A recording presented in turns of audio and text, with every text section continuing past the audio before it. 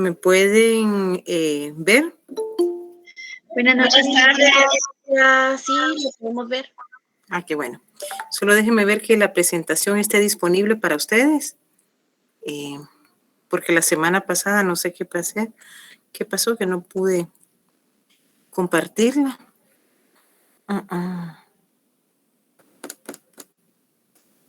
Configuración. No me permite otra vez hacer esto, no sé por qué, pero vamos a ver.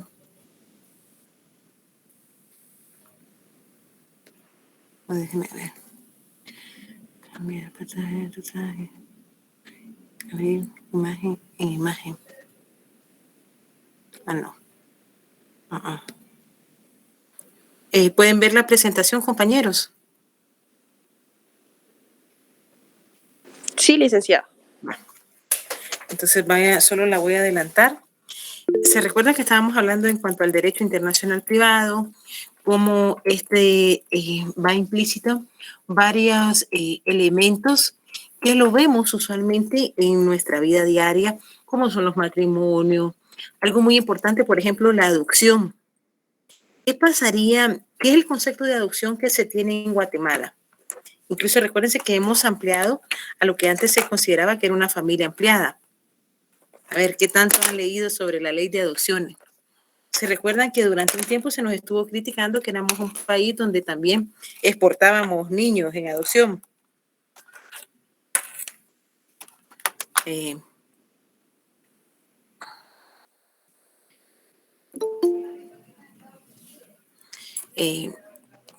A ver qué se acuerdan de eso.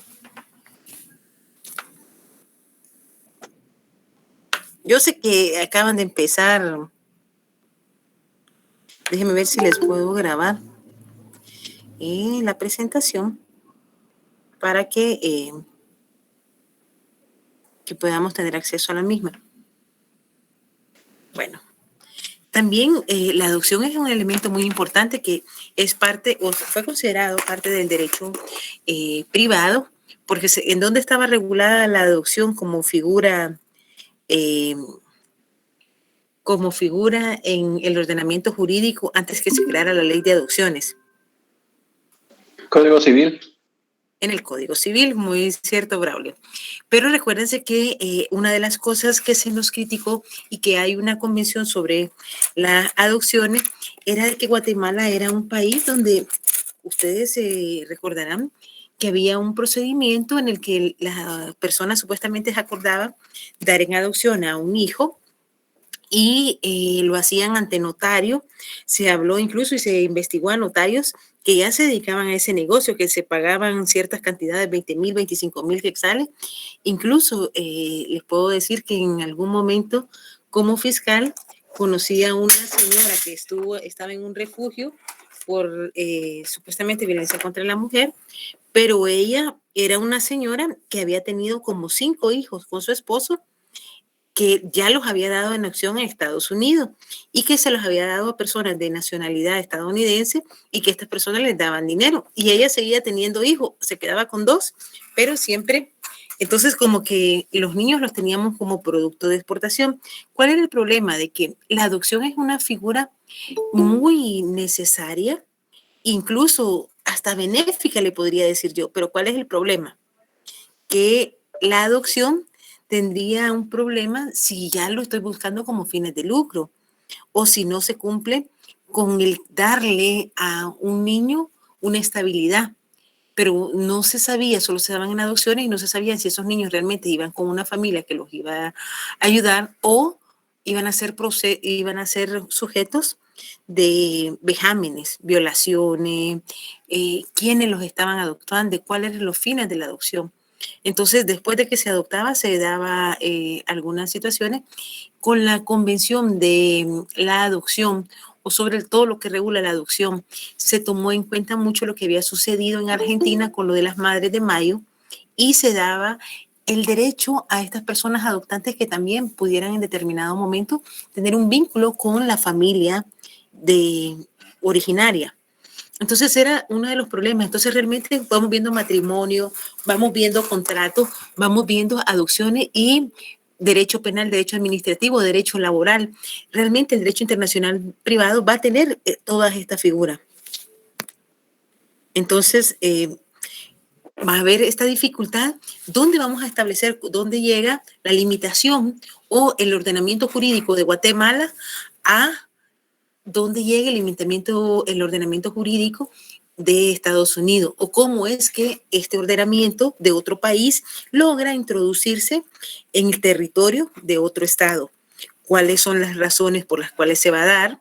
Y si estamos ante una violación de una soberanía o estamos simplemente ante una normativa que se debe buscar la armonía, que se debe buscar que se reconozcan todos los derechos sin violentar ningún derecho humano que le pueda corresponder a otro ser humano. Todo derecho tiene limitaciones. Hasta los derechos humanos tienen ciertas limitaciones y cuando conculcan o chocan con otro derecho, se tienen que armonizar. Se tienen que, como que fuera una puerta o una bisagra, de una forma más coloquial, para que puedan armonizarse.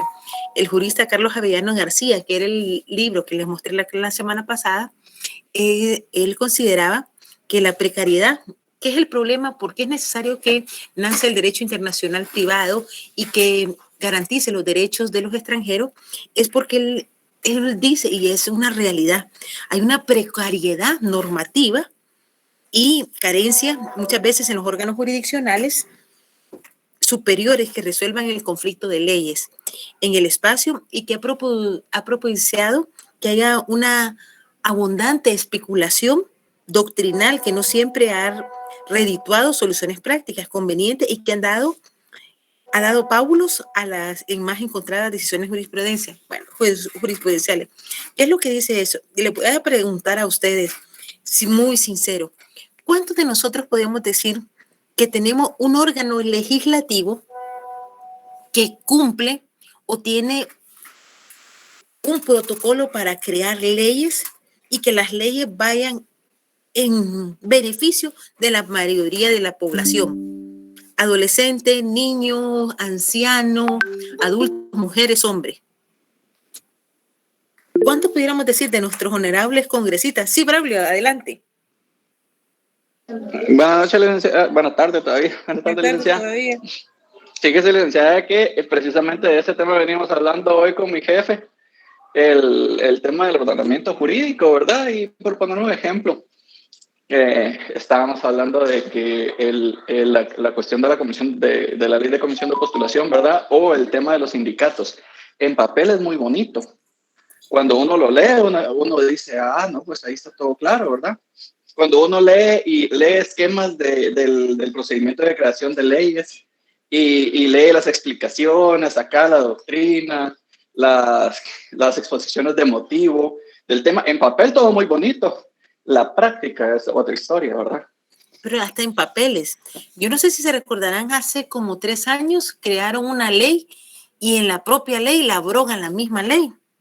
Esa es una mala técnica legislativa. Por ejemplo, países como Argentina, República Dominicana, no se diga Italia, España, tienen normativa para que los organismos legislativos aunicuerden. ¿Por qué? Porque como son representantes del pueblo, siempre se habla que por qué no fueran todos abogados, pero se indica que si fueran todos abogados, no podrían ser la representatividad de nuestra nación.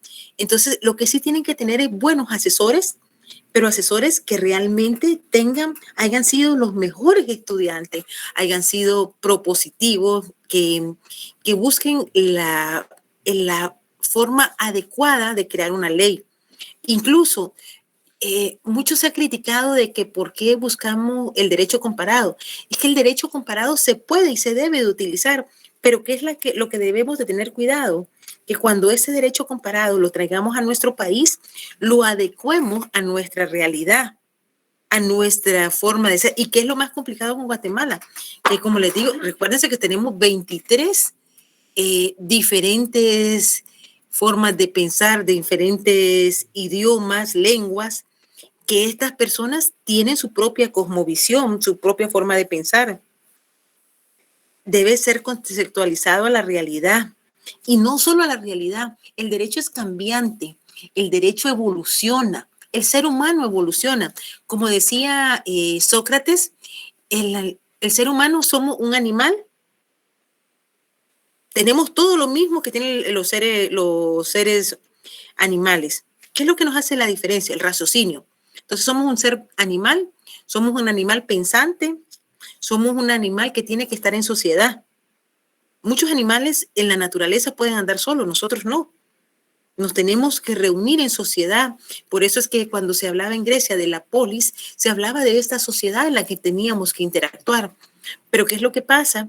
De que también queremos solucionar todo con normativa y no una normativa que se apegue a la realidad, que se apegue no solo a la realidad guatemalteca, sino a todo ese reconocimiento de derechos humanos. En una normativa que en determinado momento no va a ser obsoleta en 2 años. ¿Por qué? Porque yo les digo a ustedes, yo veo que todos en las fotos son muy jóvenes. ¿Ustedes piensan igual que cuando ustedes pensaban que tenían 15 años? Vamos a ver, voy a ver a los compañeritos, a ver si es cierto. Sara, ¿usted me podría decir? No, Lida, no, ninguno. Por ejemplo, yo les puedo decir, ya mi papá descansa en la muerte, es el dolor más grande que he vivido, pero por ejemplo, cuando yo tenía cierta edad, me tocaba hacerle algunos documentos, hacerle, en ese momento vivíamos en Estados Unidos, yo era la que hablaba inglés, era la mayor, la que le hacía las traducciones, la que acompañaba, y yo me recuerdo, y le digo incluso a mis hijos, me recuerdo de que yo me consideraba que era más pilas que mi papá. ¿A cuántos de ustedes les pasó lo mismo?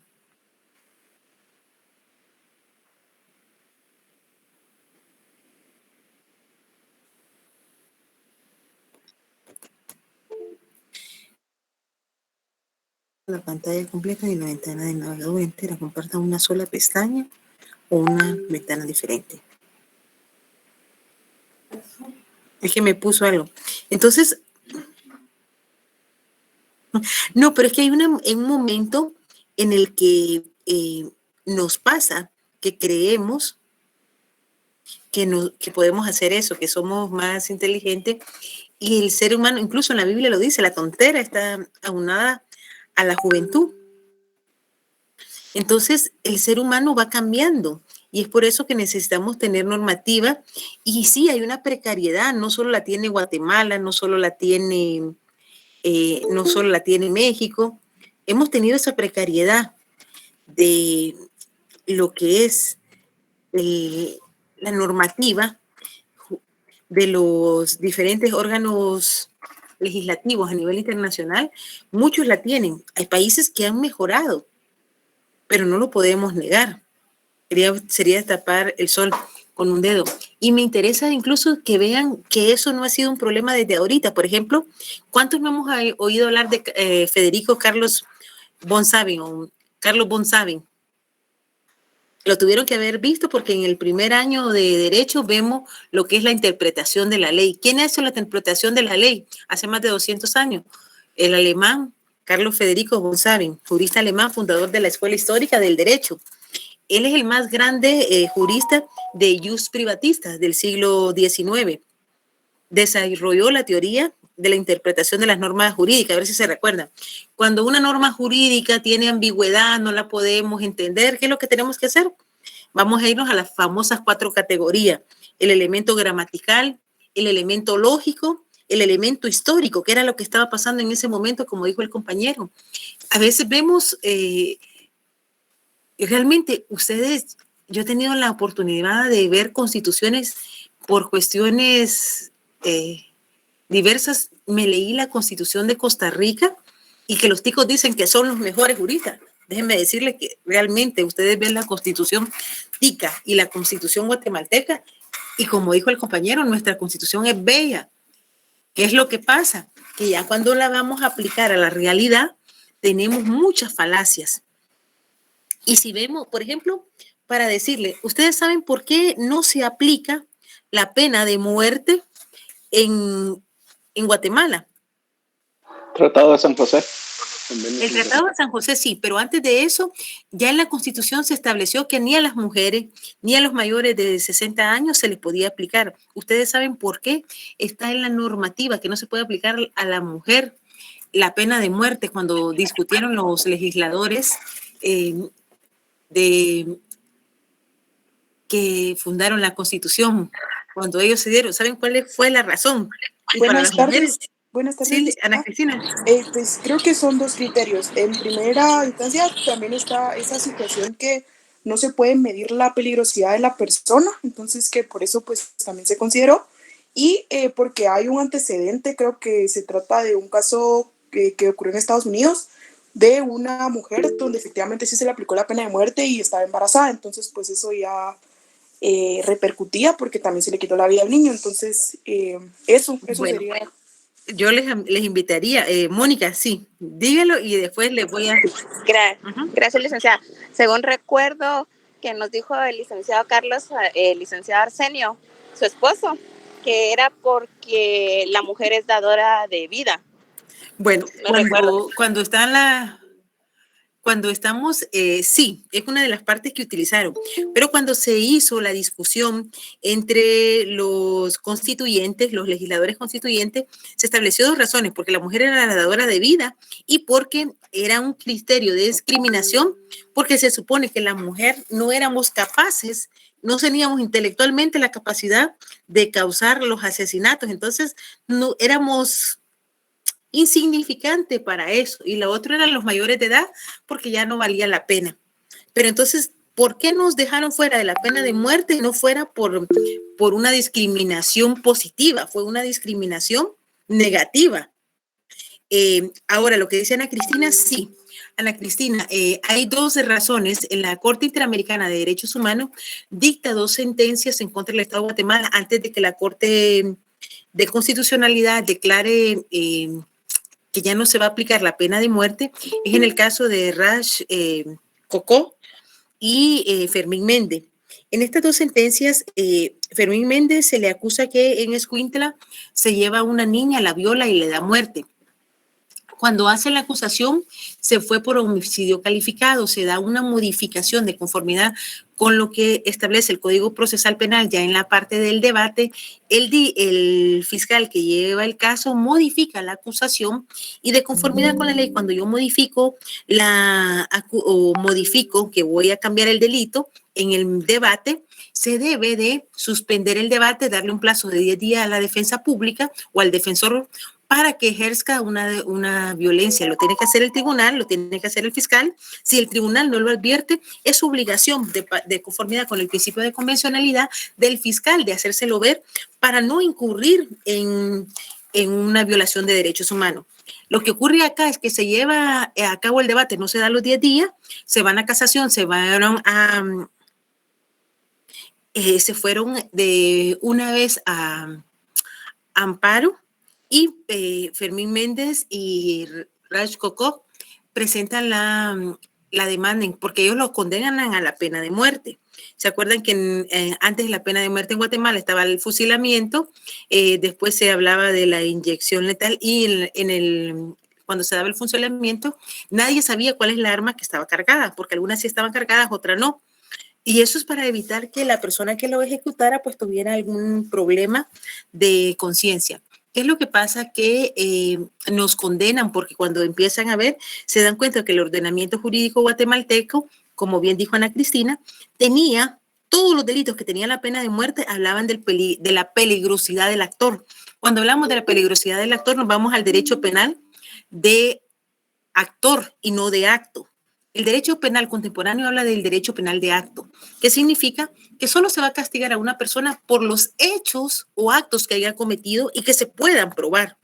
Y por eso es que hablamos de que la definición del delito, como les dije la vez pasada, es una conducta típica antijurídica culpable y la punibilidad es el efecto de la misma. Entonces, sí es esta de las razones, pero nos vamos dando cuenta de que muchas de las normas que tenemos como grandes normas tienen un motivo subyacente. Braulio, me pareció muy importante lo que usted habla de los sindicatos. Los sindicatos, sí realmente, si nosotros vemos los libros que escribió el maestro y que pagó con su vida el maestro López Larrabe, realmente el sindicato tiene una razón de ser. Y le digo, yo soy sindicalista, pero yo siempre lo he dicho y lo he dicho en los medios, pueden buscar, en determinado momento, el sindicalismo en Guatemala se ha prostituido. ¿Por qué? Porque la fines es buscar el beneficio de los trabajadores sin perjudicar a la ciudadanía, no buscar el beneficio del trabajador en perjuicio de la ciudadanía. Pero hoy por hoy es lo que se ha hecho.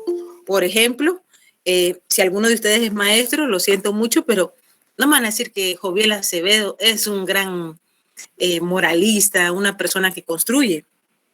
Pero no podíamos comparar a lo que era Joviel Acevedo con lo que fue el maestro López Larrabe, porque él hablaba de, y es una realidad, el patrono siempre va a estar en una mejor posición, y por eso es que el derecho laboral va a buscar siempre proteger al trabajador, el indubio properario. Es un corrupto que ha hecho dinero y todo, y que se acomoda al gobierno que esté en turno para darles el apoyo.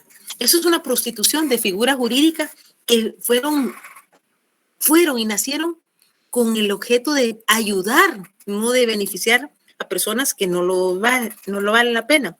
Entonces, cuando hablamos de esta, como les decía, imagínense, desde hace 200 años se viene hablando que sí había problemas con el derecho internacional privado.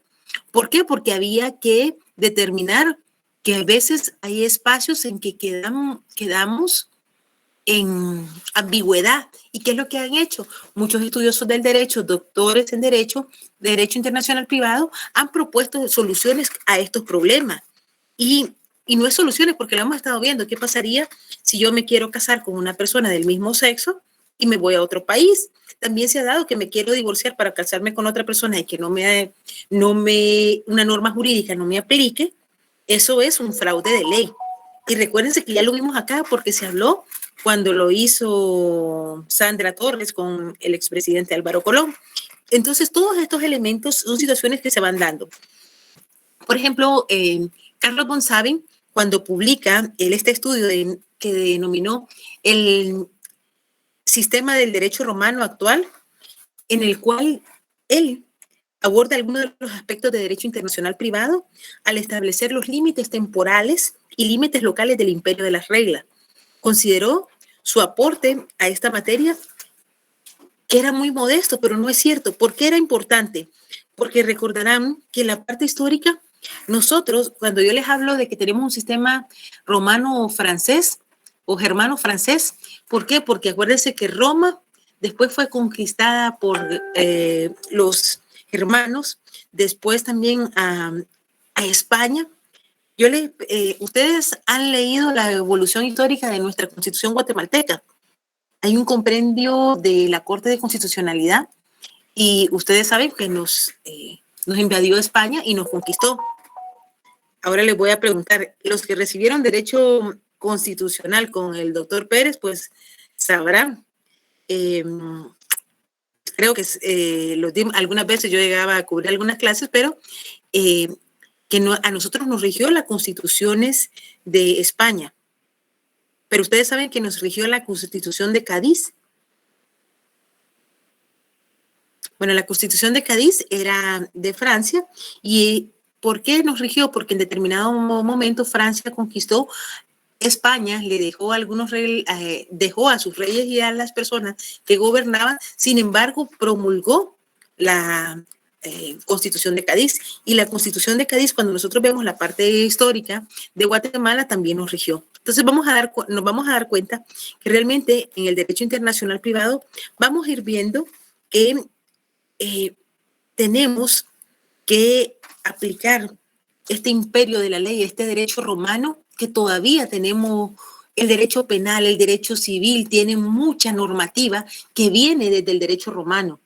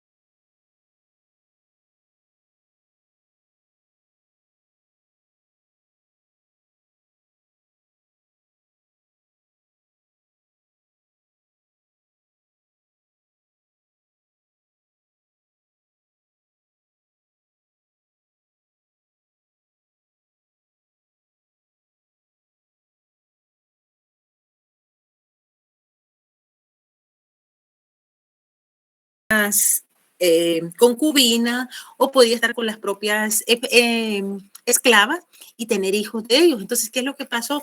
Que se idearon una idea de cómo poder tener bajo su custodia a los hijos que tenía y que no eran de su matrimonio legal. ¿Y qué es lo que pasa? Entonces, que nace la figura de la tutela para poder tener a sus hijos, que eran hijos de ellos, más no de la esposa, bajo esa figura. Entonces, por eso es que el derecho romano viene siendo una parte muy esencial cuando lo dividimos en el jus genti, que es el derecho de la gente, de todos los pueblos que tenían una relación con los romanos, y el jus civilis, que era solo para los ciudadanos romanos, que ellos ejercían esos derechos y obligaciones, y todos los derechos que se les había considerado por ser romanos. Esto también es en ese momento histórico que también nace el jus sanguíneo, el derecho de sangre por ser hijo de un ciudadano romano. Y había y lo vamos a ver en el transcurso de la clase de este semestre, que había una diferenciación si yo era hijo de un ciudadano romano, hombre, y si yo era hija de una ciudadana romana, mujer. Hasta eso, la discriminación o la diferenciación en el derecho siempre ha existido. Entonces, por ejemplo, el objeto del derecho internacional privado para muchos autores se inclina a la naturaleza jurídica del derecho internacional, que es una rama, ojo si estoy en el examen, es una rama del derecho internacional en general. ¿Cuál es la naturaleza del derecho internacional? Incluso es por eso que se considera que es sus géneros. Es un derecho que es sin igual, tiene un género diferente. Y entonces por eso podemos partir que va dirigido a las relaciones entre los estados, a los estados en sus relaciones recíprocas dentro de la comunidad internacional, o bien dirigirse a los particulares en sus calidades de ciudadanos de los estados diferentes, sometidos por consiguiente a las propias leyes de su país, pero si van a otros países, van a estar sometidos a las leyes de otro país si yo estoy en el territorio de ese estado. Y cada uno puede reclamar si hubiera un conflicto de ley o alguna situación, una aplicación de una norma, que se aplique la ley de mi país o la ley del estado donde estoy residiendo, si me es más favorable. Entonces yo puedo pedir la jurisdicción del país donde estoy residiendo. Por ejemplo, si estoy en Estados Unidos y si hubiera una situación, puedo reclamar la norma jurídica que aplicaría, por ejemplo, en un contrato, un incumplimiento de un contrato, o reclamar la norma jurídica guatemalteca si se puede aplicar a ese estatus personal que me establece el artículo 24 de la ley del organismo judicial.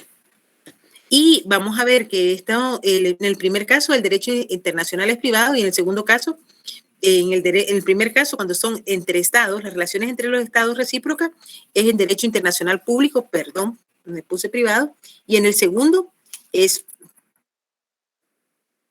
privado. ¿Por qué? Porque cuando los estados actúan o las entidades que tienen esa capacidad jurídica que yo les dije para ser sujetos de derechos de forma internacional, la ONU, UNICEF, el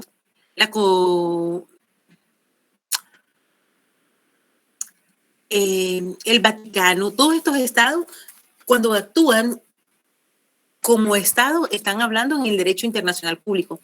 Cuando estamos hablando que el Estado se despoja de esas relaciones para tratar con otras personas, ya no estamos hablando de derecho internacional público, sino de derecho internacional privado. El objeto del derecho internacional privado, entonces, va a ser, como lo establecía el uruguayo Quintín Alfonsín, que primero tenemos que prácticamente hacer un esbozo de lo que es la norma y desprender el objeto del derecho internacional privado desde dos posiciones diferentes o dos concepciones. Una es la que llama la forma clásica del derecho internacional privado, que tiene por objeto establecer la ley nacional competente para regir las relaciones extranacionales. Y va a entender dentro de estas relaciones la concepción de las relaciones extranacionales solo pueden ser regidas por un derecho de materia nacional, correspondiendo al derecho internacional formal determinarlo. Entonces él dice, miren, ¿qué es lo que tiene por objeto? Determinar cuál es la naturaleza jurídica de una relación que se da entre personas de diferentes nacionalidades o de una nacionalidad estando en el territorio de otro país. Pero para eso, esto lo va a esbozar, lo va a definir el derecho internacional de forma formal. Como cuando, por ejemplo, hablamos de un contrato de compraventa. ¿Cuáles son las formalidades de un contrato de compraventa? Cuando hablamos de bien inmueble. Vamos a ver, 1517, 1515. No es como les dice la vez pasada, bueno, les vendo mis códigos y usted me dice, está de acuerdo, se lo ofrezco en 500 quetzales, fue lo que utilicé para la fase pública o la fase privada, convenimos el precio y ya está. Lo hablamos anteriormente cuando son bienes inmuebles o ¿cuál es el elemento formal? La escritura pública. Entonces, a eso se refiere Alfonsín en este elemento de la forma, cuando hablamos de materia formal. Pero la otra definición o la otra conceptualización que él considera es la relación jurídica extranacional y no se rige por ningún derecho material. En este caso, el derecho internacional privado tendrá por único objeto formular un contenido material para cada Estado. Por su parte, Kengel concluye que el objeto de la norma de colección del derecho internacional privado, es decir, ¿por qué van a haber en determinado momento que aplicar una norma nacional o una extranjera a una situación contractual o una situación jurídica? Por ejemplo, ya no hablemos de no hablemos de un contrato. ¿Qué es el testamento? A ver si se recuerdan. Es la disposición que tiene un testador de disponer de sus bienes por última voluntad. ¿Por qué? Porque la persona o los derechos reales no mueren cuando muere la persona física. Cuando muere, yo puedo morir, pero lo que yo tenga, los objetos, si tengo una casa, si tengo un carro, que ese se considera un bien mueble, pero estos objetos son bienes reales, tienen existencia física, aunque yo muera. Entonces, ¿qué es lo que se trata de purificar?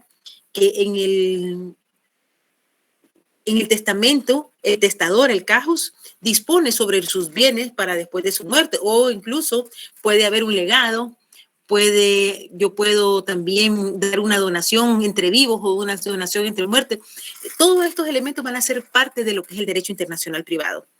Entonces vamos a darnos cuenta que para este jurista es una relación material del derecho privado, un momento de conexión que une en relación material con un estado determinado, una norma sustantiva del derecho privado y un momento de conexión que une estas normas sustantivas con un estado determinado y más precisamente que en el segundo. Vamos a ver si se los explico en español. Les dije que estamos hablando de un testamento. Resulta que uno de ustedes o yo, por ejemplo, me voy de viaje, me voy a reunir con mi familia y me voy a Estados Unidos. Yo como abogada y como notaria sé que en Guatemala yo puedo disponer y hacer un testamento. ¿Estoy bien? Guatemala no permite el testamento hológrafo. ¿Hasta ahí estamos bien? Si ya cambió la legislación, me cuenta, pero por ejemplo, yo decido que estoy en última voluntad, me enojé con mi hijo, ya tenía un testamento hecho acá o con mis hijas y vengo a mano y lo desheredo. Lo meto en un sobre Manila y estoy en Estados Unidos y en Estados Unidos me permiten hacer el testamento hológrafo. Entonces voy con un notario y como estoy enferma, se me olvida eso, estoy perdiendo la memoria, lo hago de esta forma. En Estados Unidos, la normativa me permite hacer un testamento hológrafo, en la mayoría de estados. Lo puedo hacer a mano y va a tener valor jurídico.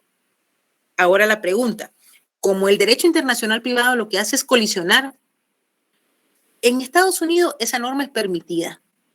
Si yo hago un testamento hológrafo común, porque acuérdense que están los comunes y los cerrados. Entonces hago un testamento común y le pido a un notario público de Estados Unidos que me lo autentique. Me muero, me resulta que quedé afectada por las 2 veces que tengo de COVID y me da un infarto al miocardio. Vienen y mis hijas presentan el documento para hacerse cargo de la mortuaria aquí en Guatemala. podría hacerse efectivo ese. Ellos lo pueden traer y pueden pedir que se inicie el proceso sucesorio. ¿Se podría realizar, ya sea ante notario o ante un juez? ¿Es de las que considera usted?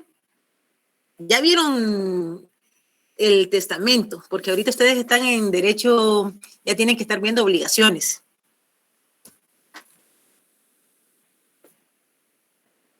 Bueno, yo considero que no. Licenciada, yo creo que sí se puede plantear ante un juez. Ahí es el problema, Laura. Lo que dijo el compañero, no se podría, porque si bien en Estados Unidos es permitido, Guatemala no tiene está prohibido el testamento hológrafo. Entonces no lo podría. ¿Qué es lo que tendrían que hacer mis hijas? Iniciar un proceso intestado. ¿Por qué? Porque como son mis hijas, llevar el proceso, y acuérdense que cuando sea un proceso intestado, ya sea el notario o el juez que lo declare, va a declarar que la declara heredera bajo el procedimiento de personas que tengan igual o mejor derecho y que lo pueden ejercer en un plazo de 10 años. No se podría. Ahora, una pregunta cauciosa. Guatemala no acepta el testamento hológrafo, pero sí acepta el testamento común cerrado. ¿Cuál es la diferencia entre el testamento hológrafo y el testamento común cerrado? Bueno, ¿quién les dio notariado a ustedes? El ICANA es un gran catedrático y los catedráticos notariados son muy buenos.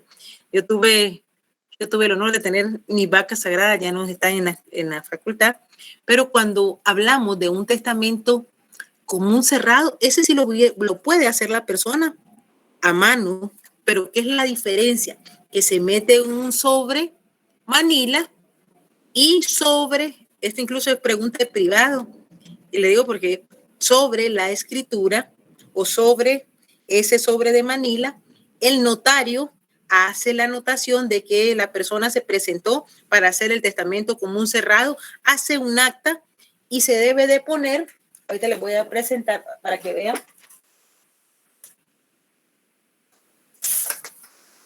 Yo meto aquí mi testamento común cerrado. Ahora, si el notario estuviera en Estados Unidos, lo meto y siempre se aconseja que sea en esta parte donde se inicia el acta, el testamento común cerrado.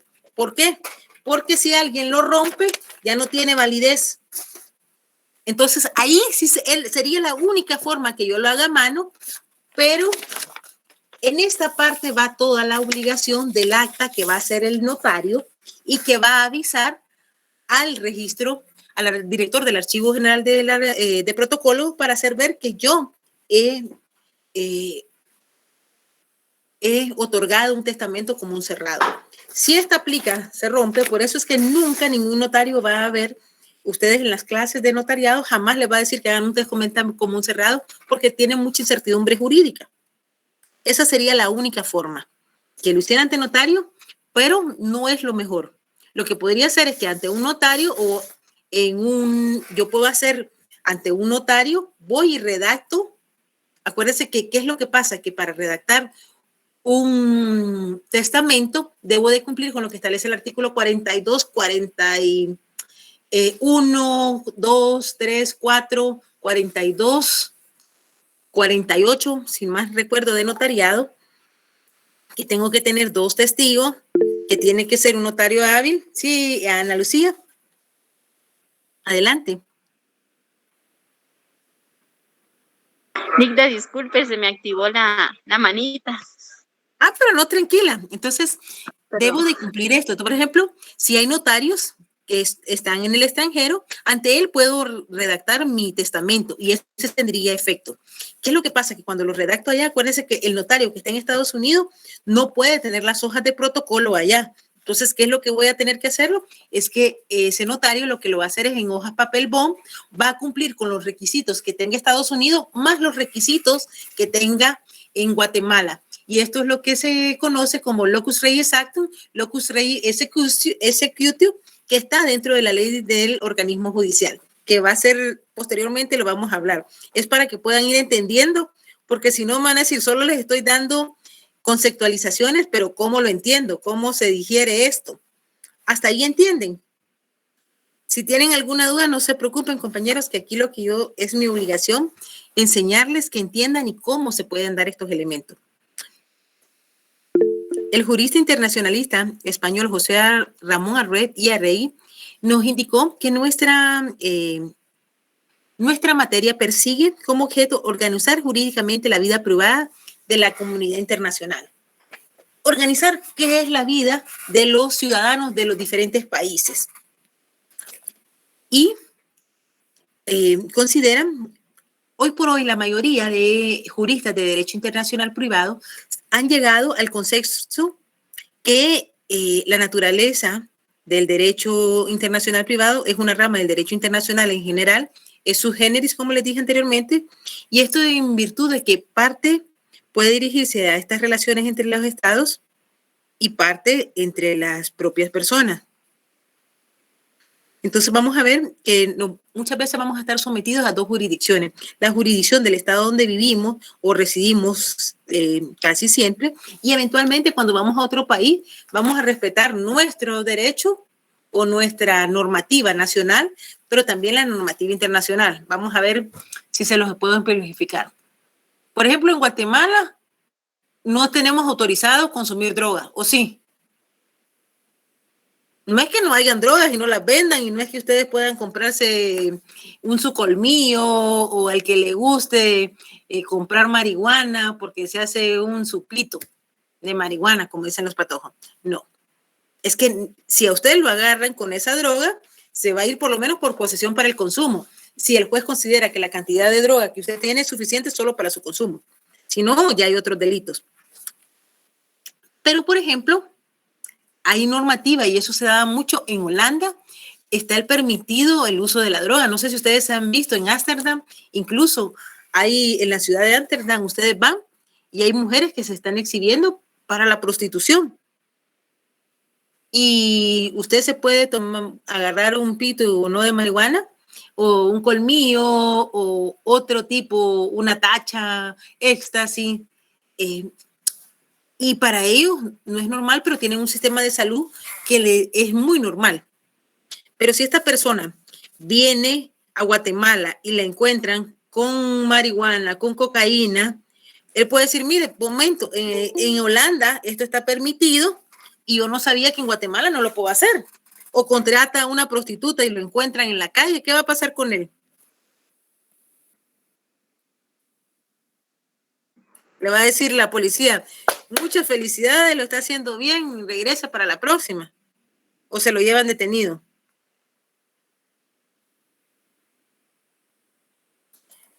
Se lo van a llevar detenido. Se lo van a llevar detenido.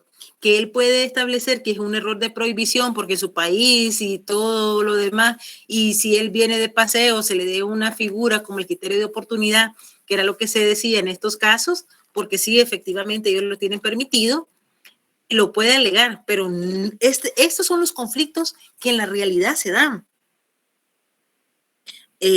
Por ejemplo, hasta hace algunos años, ustedes se recordarán que no existía el registro de personas, sí, Laura, adelante, de RENAS, de agresores sexuales. Disculpe, ¿y ahí no podría aplicarse como si sería un extranjero o un desconocedor de la ley? Por eso, al desconocer la ley, sí se puede aplicar. Miren, ahorita entonces le voy a dar una teoría del delito. Se recuerda que la teoría del delito es una conducta, acción o omisión. Él está haciendo actos de comisión, delito de comisión no es por omisión, porque él está cometiendo el delito, es por comisión. Es una típica, está en la ley contra la narcoactividad, artículo 39. Típica, antijuricidad. Desde que él tiene la droga, hay ciertos delitos que ha establecido la doctrina que son de mera actividad. La aportación de armas, la droga. Con que yo tenga la droga, ya consumí el delito. Pero cuando hablamos de la antijuricidad, está la antijuricidad formal y la antijuricidad material. ¿Qué es lo que pasa? Que en los delitos de narcoactividad se habla que es a la sociedad la que se daña. Acuérdense que en Guatemala ya se ha discutido si el delito de posesión para el consumo se debería o no despenalizar.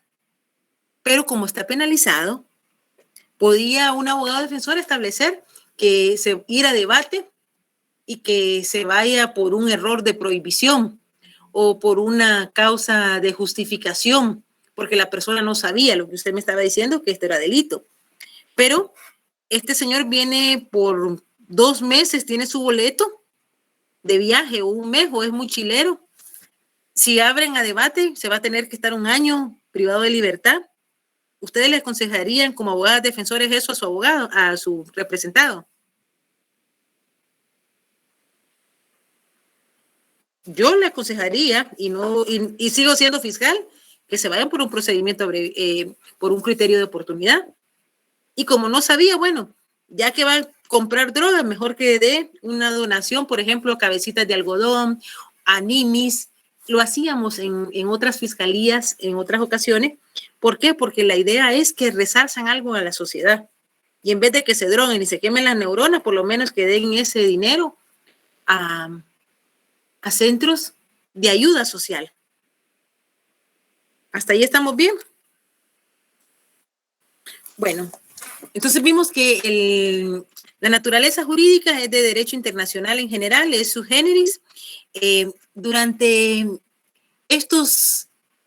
la evolución histórica del derecho internacional privado, no se le conoció como, hoy lo conocemos como derecho internacional privado, sino que hay algunos juristas que están de acuerdo con algunas denominaciones, otros no, y les voy a dar todas las denominaciones que hasta el día de hoy se han conocido.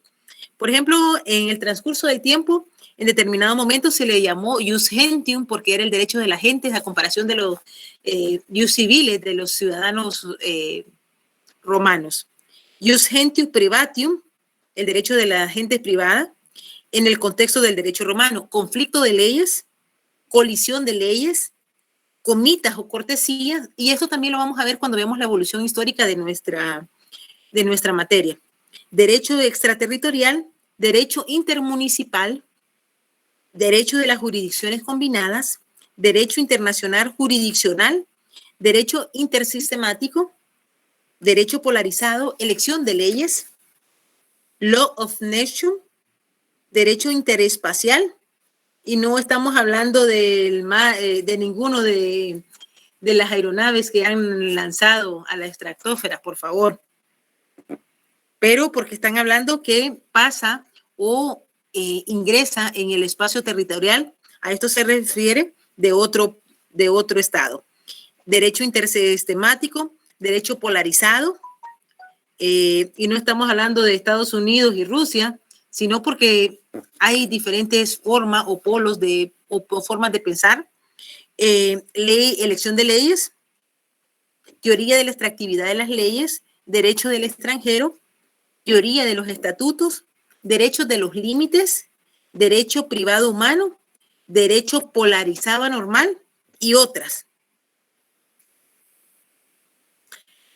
Se ha considerado que sí existe una gran razón para que se establezca como tal. Bueno, de estas definiciones que les dieron, ¿alguna vez ya las habían escuchado? ¿O hoy están diciendo, ¿y esto con qué se come? Diría mi amigo que en paz descanse.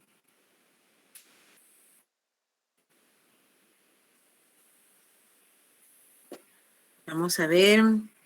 Quiero ver a los demás compañeros para poder buscar alguno. No, ¿habían escuchado antes? Sí, la verdad es que para mí esto es nuevo, ¿verdad? Sí, para muchos cuando empezamos a ver derecho internacional privado es nuevo. Y más como les decía, por eso yo les decía, no compren, pueden comprar el libro del doctor Lario Echaeta, es muy bueno, pero hay, por ejemplo, en la UNAM se ha profundizado, en Italia se ha profundizado más sobre derecho internacional privado y en normativa, por ejemplo, ustedes van a ver en derecho internacional público que les van a dar, por ejemplo, la teoría de que se utilizaba anteriormente para que un Estado protegiera a sus recursos ante la inversión extranjera de la cláusula Matos, que la realiza, la cláusula Clavo, que la realiza un argentino para la intervención de esos capitales que venían a invertir en nuestros países, pero en determinado momento terminaban siendo confiscatorios. Uno de los países que más los utilizó fue México, Y este jurista argentino lo que decía era que cuando estas entidades internacionales, sí, Yesenia, levantaba la mano. Perdón, Licda, se me marcó, perdón.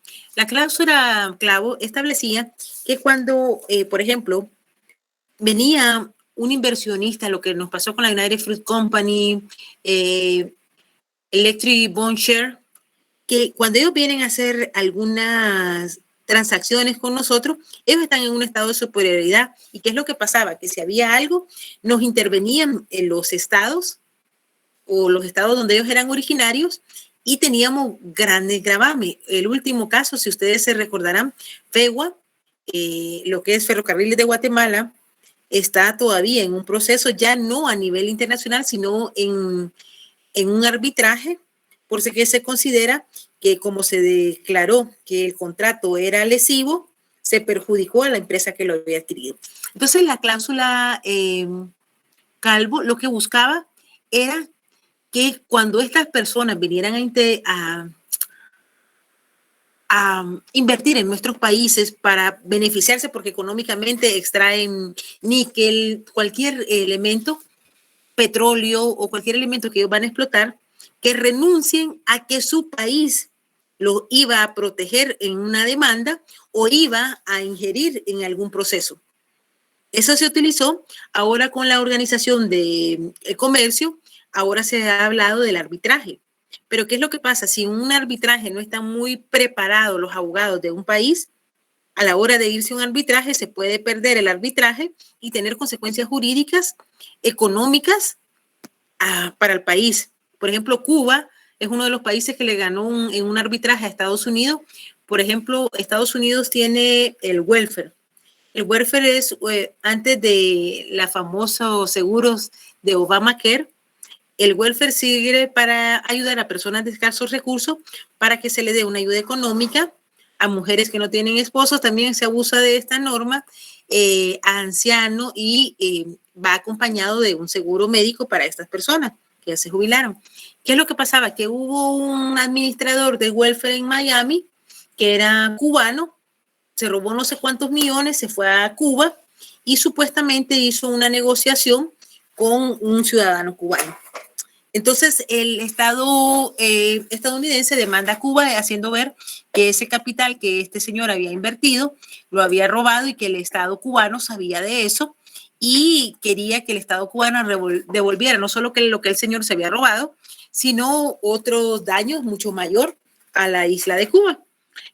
Los catedráticos en Cuba no hay propiedad privada, es propiedad social según su constitución y los profesores de las diferentes, todas las universidades son públicas, La Habana y todo, hicieron un estudio jurídico, plantearon el caso, lo ganaron.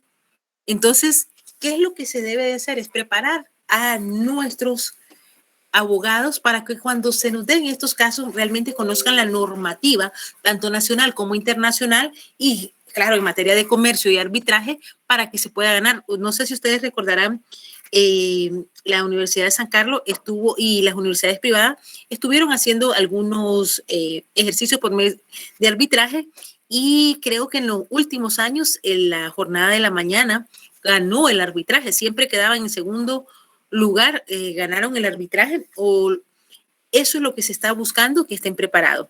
Entonces, ¿cuál es la causa de esta existencia del derecho internacional privado? O sea, varios juristas han establecido, incluso Larios Ochaeta, que existen varias razones. Unos consideran que hay dos y otros que hay tres. Una es la variedad legislativa, porque cada estado con sus legisladores dicta diferentes normas y lo vimos. Por ejemplo, Guatemala no tenemos matrimonio igualitario, pero Costa Rica lo tiene. Hoy por hoy en El Salvador se está discutiendo si van a aceptar o no en determinado momento un matrimonio igualitario.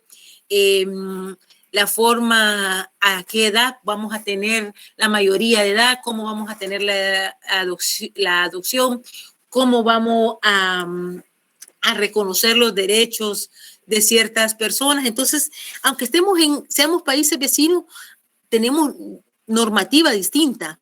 Por ejemplo, sin ir muy lejos, Guatemala tiene la ley contra el femicidio y otras formas de violencia contra la mujer. En México se tiene la ley contra el feminicidio. ¿Cuál es la diferencia entre femicidio y feminicidio? El femicidio es la muerte violenta por el hecho de ser mujer, que haya un odio o un desprecio hacia la mujer. El feminicidio establece la muerte de mujer por la ineficacia o el consentimiento del Estado. Entonces, esa variedad legislativa nos hace ser diferente. Y otro es que el ser humano es como cosmopolita. Nosotros queremos viajar. Si yo les digo a alguno de ustedes, si les dieran ahorita, que no sea una estafa, que les dijeran que se ganaron un viaje a algún lado, ¿cuántos de ustedes van a decir, mire, no me voy, licenciada? Amabilia, ¿qué diría usted? ¿Se iría si le dan los viajes con todos los gastos pagados? Pero que no sea una estafa y sea real. ¿Cuántos no quisiéramos viajar? Conocer otros países, o cuántos no tenemos en el proyecto de vida hacerlo. Ninguno quiere viajar. Buenas tardes, licenciada, mucho gusto. Mucho gusto. Yo soy un poco temerosa, yo sí no viajaría. Si no pago yo, no viajo. Bueno, es que también, por eso le estoy diciendo que todo sea legal. No es que me la van a llevar para trata de persona. Estamos hablando que todo sea legal. Bueno, pero realmente el ciudadano es cosmopolita. Hasta nos gusta. ¿Cuántos de nosotros nos pasamos viendo en Facebook cómo se ve de bonito Francia, Italia, las costas? O si ya no lo vamos a hacer nosotros, ¿cuántos de nosotros no quisiéramos que lo hicieran nuestros hijos? Las redes sociales lo inundan a uno con paisajes, licenciada, y es bien bonito todo, y a uno claro, el ser humano, ya sea por trabajo, incluso yo le soy sincera, creo que, por ejemplo, Francia, a mí Italia, me encanta, y me encanta porque, yo le soy sincera, me gusta mucho Miguel Ángel. Dentro del curso les voy a hablar de una cosa que es real y se las trato de poner por conocimiento para que ustedes los tengan, por ejemplo, la Capilla Sistina y lo que hizo Miguel Ángel en la Capilla Sistina, que ustedes algún día puedan ir a ver ese lienzo y digan, sí es cierto, no me está mintiendo la licenciada. París, Francia, al único lugar que a mí no me gustaría ir y mucha gente le gusta ir es a Venecia, pero como ahí no hay desagüe, yo digo, eso no debe oler muy bonito. Santorini, sí, por ejemplo, la familia, o donde eran los Medici, la famosa familia Medici, que tienen grandes obras de arte. Entonces, el ser humano es cosmopolita, claro que nos gusta, y yo creo que a muchos de nosotros, si no podemos viajar, ¿a quién de nosotros no nos gustaría que nuestros hijos pudieran estudiar en el extranjero? Que tuvieran la capacidad y se puedan ir al extranjero. Yo creo que la mayoría, porque muchas veces nosotros queremos que a los hijos les vaya mejor que a nosotros. Entonces, ¿qué es lo que pasa? Para el jurista guatemalteco, Carlos Larios de Ochaeta, consideraba que eran 3 razones: la naturaleza cosmopolita del ser humano, la naturaleza social del hombre, como lo había dicho Aristóteles, Sócrates, que el hombre era un ser social, era un animal social, y nos gusta interactuar. Nuestra carrera es jurídica, pero también es social. Estamos en grupos. Y la diversidad legislativa y la diversidad de los estados. ¿Por qué? Porque también, además de que tenemos esa diversidad legislativa, esa diversidad de los estados, por ejemplo, nosotros decimos que en Guatemala no se reconocen muchos de los derechos de las mujeres, pero les digo, nos podríamos decir que las mujeres guatemaltecas tenemos las mismas oportunidades, pero las mismas restricciones que en África, que en algunos lugares de África, que en algunos lugares del Medio Oriente. Álvaro, ¿qué usted cree usted? Acuérdese que hay países en los que no se les permite a las mujeres estudiar todavía, en pleno siglo XXI, ya llegando al siglo XXII. Entonces podríamos decir que tenemos las mismas opciones. Entonces eso hace que sean distintos. En el 2016, cuando yo estudiaba la maestría, 2015-2016, la maestría de criminología, se dio un caso en que en Medio Oriente había una señora que se había casado, en ese país era médica, musulmana de religión, pero ella se casó con un católico. ¿Y qué creen que fue lo que pasó? Aquí nosotros nos podemos casar con un testigo, bueno, no sé, tal vez testigo de Jehová no, pero tal vez con un católico evangélico, los testigos de Jehová pues dicen de que debían de casarse con las mismas personas del mismo credo, como establece la Biblia, pero ya son dogmas de cada religión. Pero ¿qué es lo que pasa? Que la acusaron a ella por tener una relación inmoral, la llevaron a juicio y la habían condenado a muerte. Ojo, y estaba casado. ¿Por qué? Porque ella no se había casado con un musulmán. Se plantearon en la Corte Europea de Derechos Humanos las acciones a favor de esta mujer y dejaron sin lugar, pero tuvo que salir del Medio Oriente para poder salvaguardar la vida. Entonces, es que no es solo la diversidad de legislaciones, sino también de pensamientos y de Estado. Como les dije yo anteriormente, en China yo puedo comprometer a mi hijo para que desde los 12 años se pueda casar con otra persona. En Guatemala no. Imagínense qué va a pensar un niño de 12 años que lo casen con otra niña de 12 años. Se ponen a jugar platitos, aunque tal vez ya no tanto hoy, pero hoy por hoy con toda la tecnología. Pero vamos a esta forma de actuar. Entonces, como existen estas causas de existencia del derecho internacional privado, en el mundo existen tantos estados, tantos países, como cada uno tiene su propio ordenamiento jurídico. Hay que reconocer que algunos estados sí están reconocidos a nivel internacional. ¿Y quién los reconoce? Por ejemplo, la Organización de las Naciones Unidas. Pero acuérdense, yo les pregunto a ustedes, ¿todos los países que existen en el mundo están representados en las Naciones Unidas? Si yo le hiciera esa pregunta privada hoy, vamos a ver. No, licenciada. No. Por ejemplo, recuérdense que ¿por qué Israel fue reconocido ante las Naciones Unidas y es uno de nuestros socios más aceptados?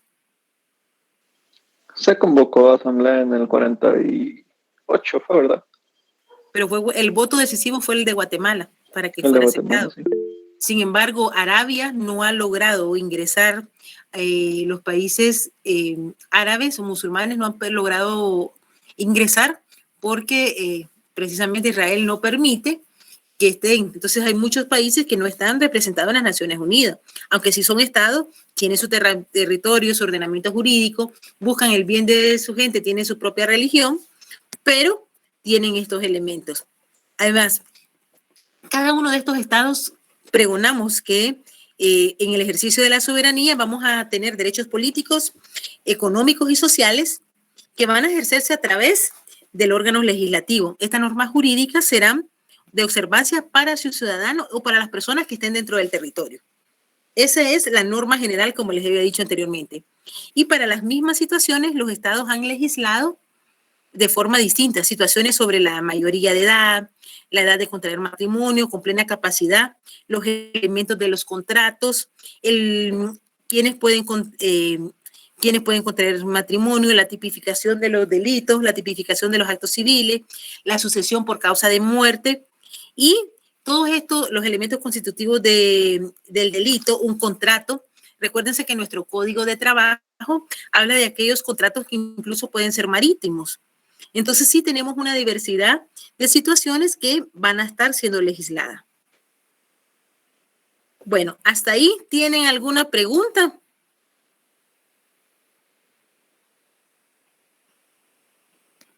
Perdón, Nelly, solo una consulta.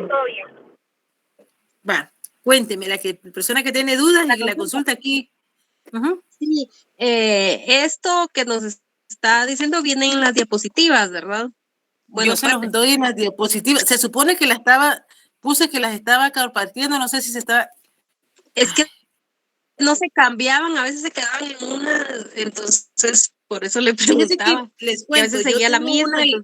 Yo tengo una licencia de Zoom, pero como nos habían dicho que la hiciéramos acá y todavía solo están como 121, no he pedido una de Zoom. Si no, de todos modos yo se las voy a enviar, se las envío o las voy a publicar en Classroom o se las envío al grupo.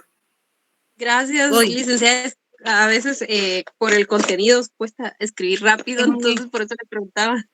Compañero, lo que necesito es que pongan atención y entiendan. El contenido es mi obligación como catedrática de la universidad, dárselos a ustedes, explicarles y que si ustedes tienen dudas me las puedan plantear. Eso es mi obligación. Entonces, vamos a continuar la semana que viene con la continuación de la clase, que es, en esta sí quiero que pongan un poco de atención, porque en esta sí vamos a ver lo importante que es. Esto es muy doctrinario, entonces sí quiero ir paso a paso en esta variedad legislativa que se da y cómo posteriormente se han ido haciendo las formas de identificar el derecho internacional privado, como lo dijo el licenciado mexicano. Hay muchos casos que se han previsto o se preveían desde la doctrina y que hoy por hoy creo que nos ha rebasado el derecho internacional privado. Lo que yo les decía, por ejemplo, Guatemala no tiene ninguna ley sobre donación de órganos, que otros países los tienen. Guatemala no tiene una ley sobre el alquiler de vientres. Entonces, hoy por hoy, esos tal vez se podrían tomar antes como ejemplo, pero hoy por hoy es la realidad. Porque alguien que, por ejemplo, no pueda tener un hijo, en determinado momento, bueno, yo adopto, pero hay personas que quieren tener un hijo de ella y su marido, o de él. Entonces, por razón de diferentes formas de cultura, pueden buscar a alguien que tenga esa formación de ese producto, de esa viabilidad de ese niño en el vientre de otra persona, pero no lo tenemos. Hoy por hoy se habla también de la creación de células y que pueden incluso hasta formar órganos, que se está hablando en otros países, pero todavía nosotros seguimos rezagados en estos elementos. Entonces, hoy por hoy el derecho internacional privado tiene mucho todavía que ir avanzando. Los dejo para que puedan entrar a clase a buena hora, porque creo que yo siempre les robo tiempo de la siguiente clase. Muchas gracias, los veo el viernes. A usted, licenciada, muchas gracias. Gracias. Buenas noches. Gracias, Ligra. Gracias, Ligra. Feliz noche. Feliz noche.